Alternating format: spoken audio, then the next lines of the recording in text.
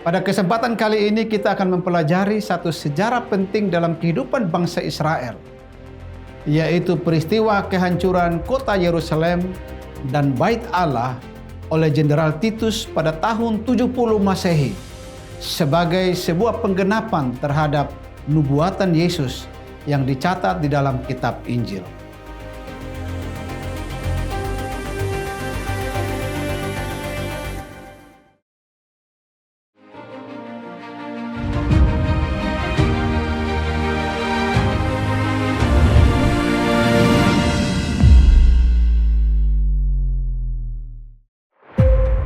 Shalom sahabat IKN dimanapun Anda berada. Pada kesempatan kali ini kita akan mempelajari satu sejarah penting dalam kehidupan bangsa Israel, yaitu peristiwa kehancuran kota Yerusalem dan Bait Allah oleh Jenderal Titus pada tahun 70 Masehi sebagai sebuah penggenapan terhadap nubuatan Yesus yang dicatat di dalam kitab Injil.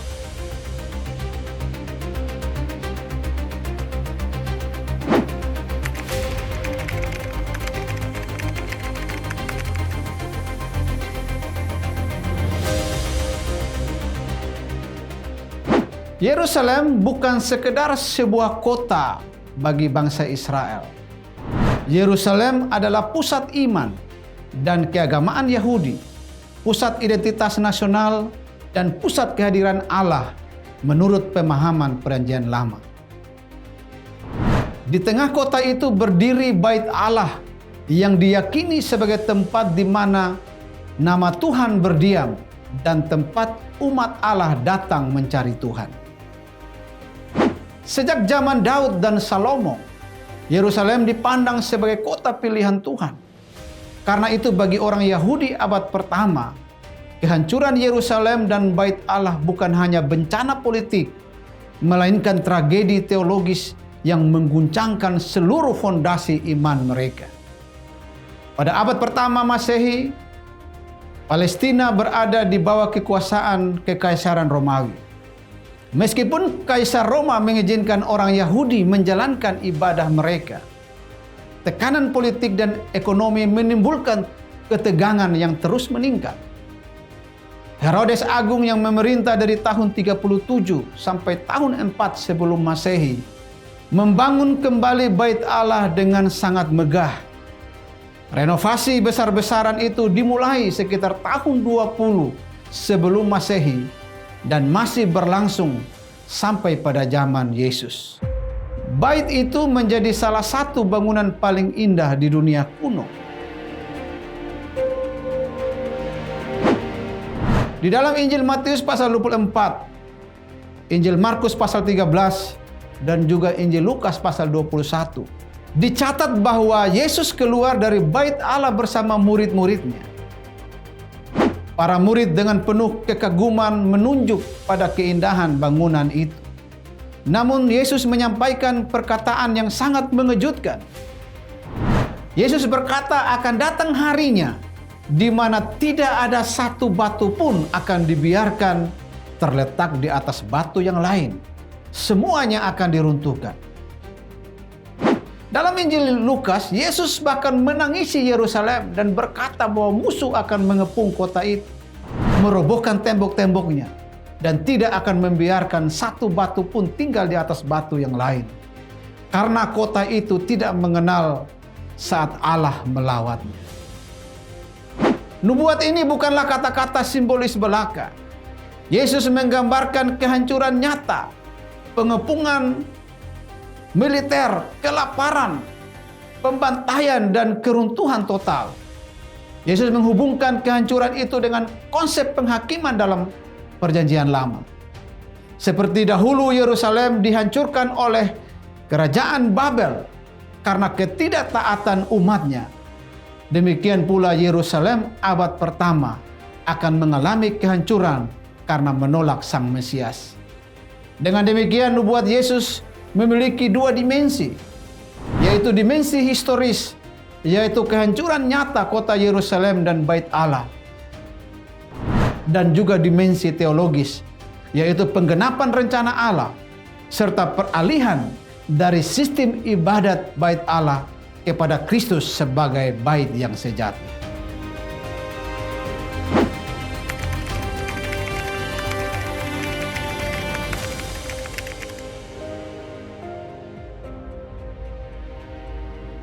Pada tahun 66 Masehi, ketegangan antara bangsa Yahudi dan Kekaisaran Romawi akhirnya meledak menjadi perang terbuka. Kelompok-kelompok nasionalis radikal seperti kaum Zelot mengobarkan pemberontakan bersenjata. Awalnya pasukan Yahudi berhasil meraih beberapa kemenangan. Mereka berhasil mengusir pasukan Romawi dari Yerusalem. Namun di balik euforia itu, Kaisar Nero mengirimkan jenderalnya Vespasianus untuk memadamkan pemberontakan itu. Satu demi satu kota di Galilea dan Yudea akhirnya direbut.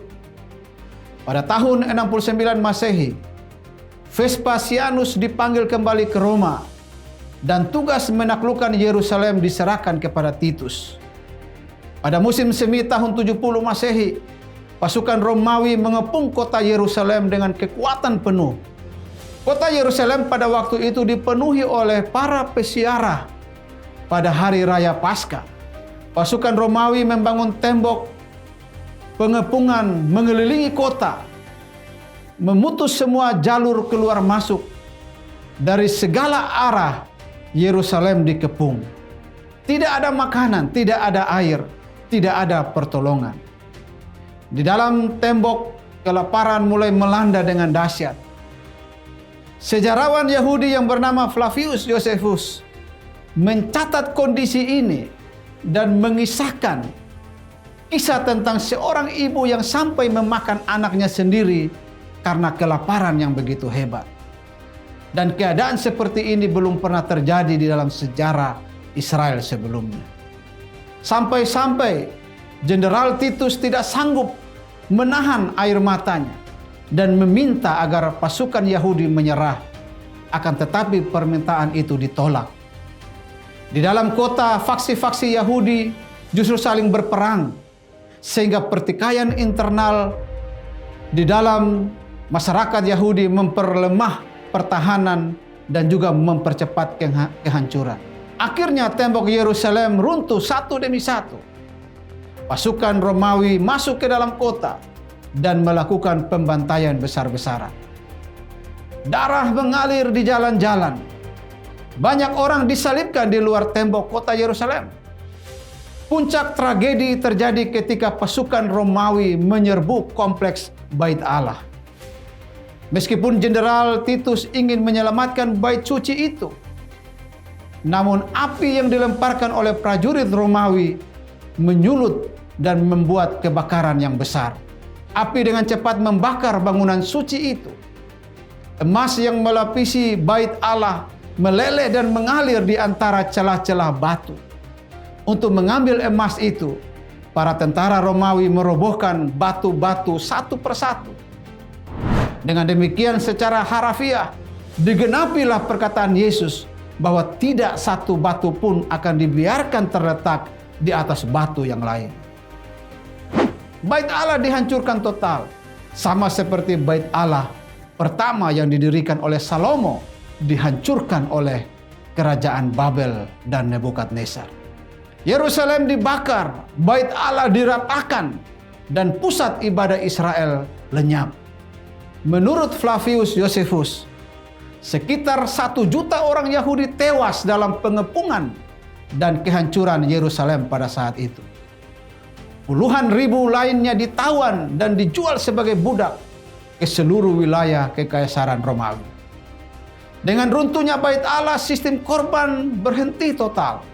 Tidak ada lagi mezbah, tidak ada lagi imam yang mempersembahkan korban, tidak ada lagi hari pendamaian seperti yang diperintahkan oleh kitab Taurat. Dunia religius Yahudi berubah secara drastis.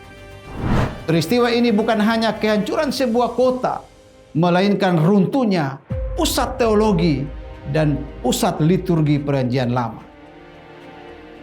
Apa yang selama berabad-abad menjadi jantung keagamaan Israel, kini tinggal puing-puing. Semua ini terjadi tepat seperti yang telah dikatakan oleh Yesus 40 tahun sebelumnya.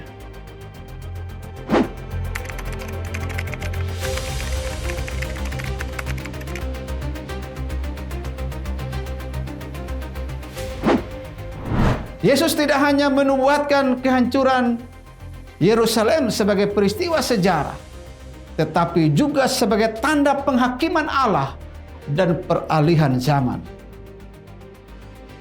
Yesus berkata akan datang hari-hari ketika Yerusalem dikepung oleh tentara. Penduduknya akan mengalami penderitaan besar dan mereka akan tewas oleh mata pedang serta dibawa sebagai tawanan ke segala bangsa. Semua itu tergenapi secara literal dalam peristiwa kehancuran kota Yerusalem pada tahun 70 Masehi. Dalam terang Injil, kehancuran Bait Allah menegaskan bahwa korban Kristus di salib adalah korban yang sempurna dan yang final.